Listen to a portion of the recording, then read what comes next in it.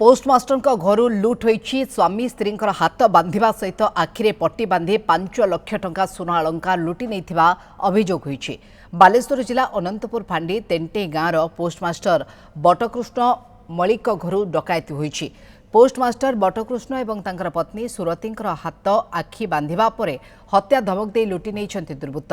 गतकाली विलंबित राति 4 जण डकायत मुहरे कपड़ा बांधि पशिथिले।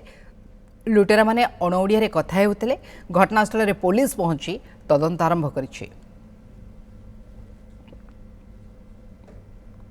चुपचाप सुईते से जड़े बुर्खा पिंधिकी ए घर से घर लाइट टिपिक होती आ सब बापा को बांधि दे भुजाल देखे माँ को भी भुजाल देखे बांधि दे गहना पत्र बापा को पचारे गहना पत्र कौटे अच्छी टंका पैसा कौटे अच्छी माँ को भी पचारे